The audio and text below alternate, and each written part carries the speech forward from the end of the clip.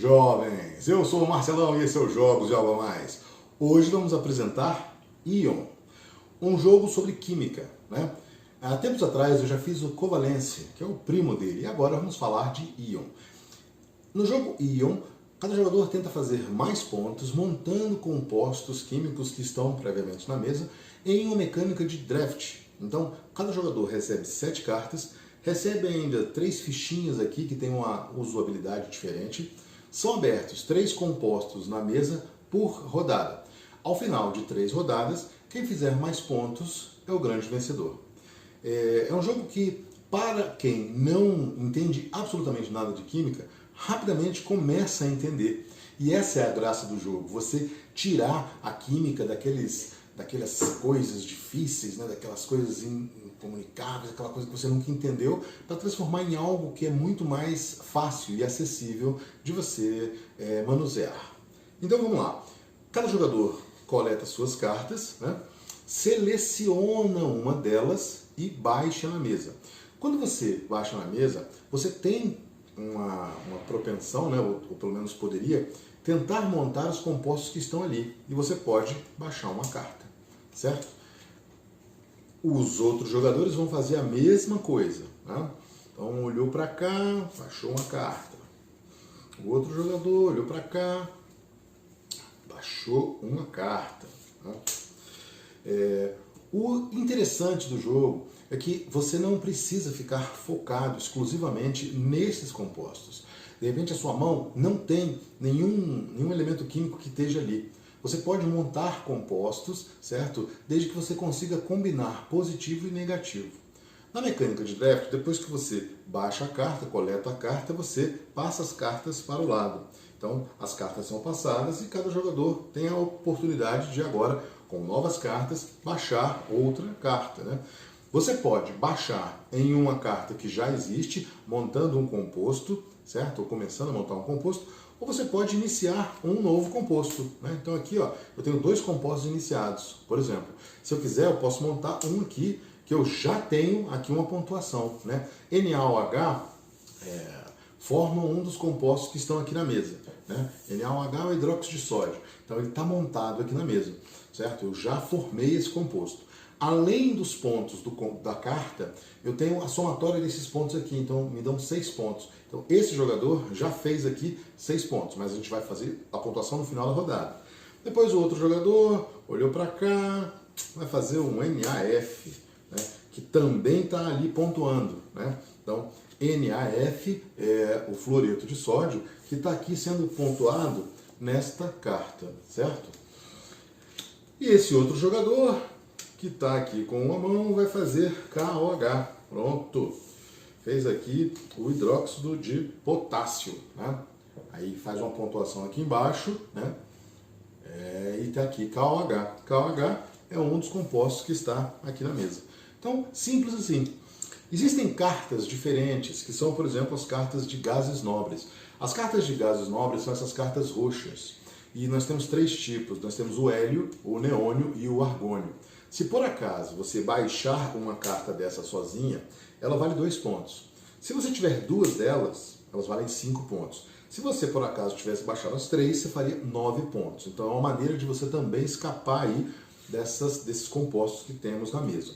Se o composto que você montou não está entre os compostos preferidos, aí, escolhidos, sorteados, você faz só a somatória dos pontos dele. Se você montou um composto daqui, né, veja essa carta. Aqui tem, se você fez um dos compostos, você vai fazer 2 pontos. Se você fez os 2 compostos da carta, você vai fazer aqui 5 pontos.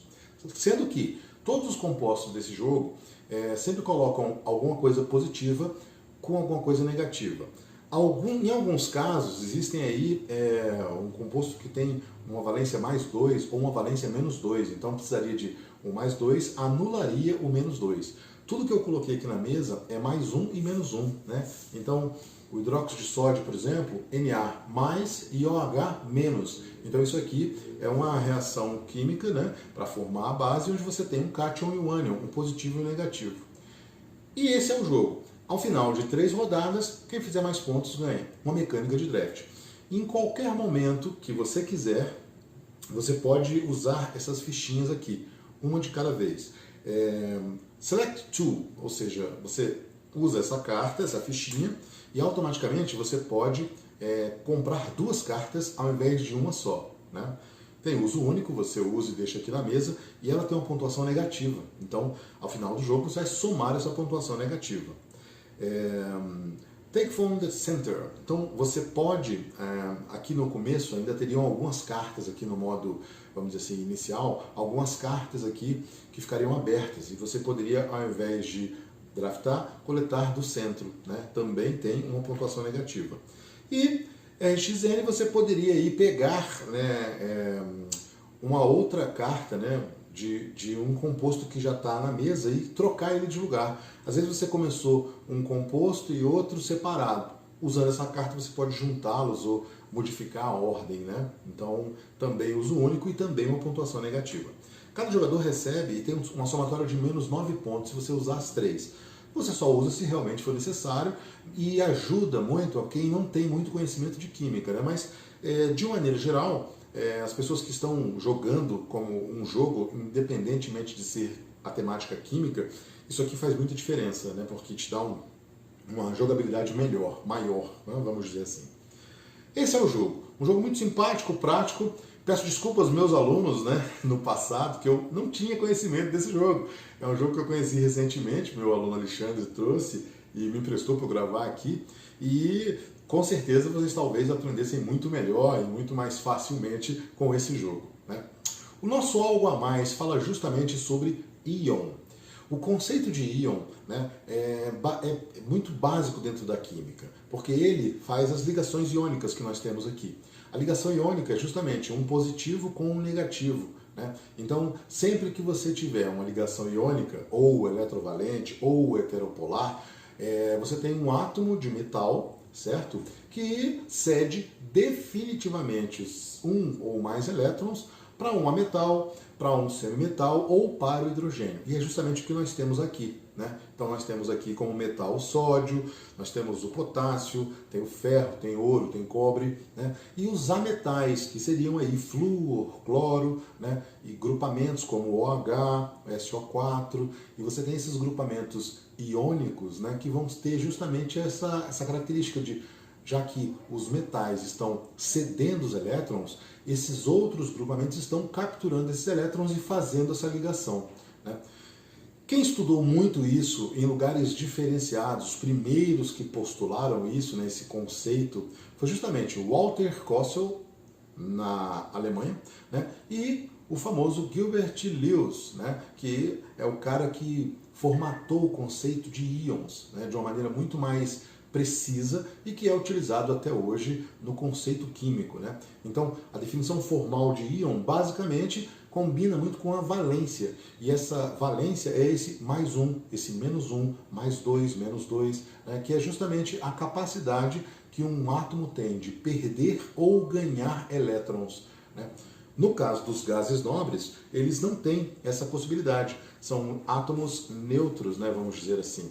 Eles são compostos inertes, você não tem carga com eles, justamente por isso. Dificilmente você vai conseguir fazer uma reação envolvendo um gás nobre com um outro elemento, porque essa capacidade de ceder elétrons ou capturar elétrons não pertence aos gases nobres, né? Se você gostou do vídeo, gostou da história, dê o seu joinha, compartilhe com amigos. Sugestões e comentários são sempre bem-vindos. Até a próxima!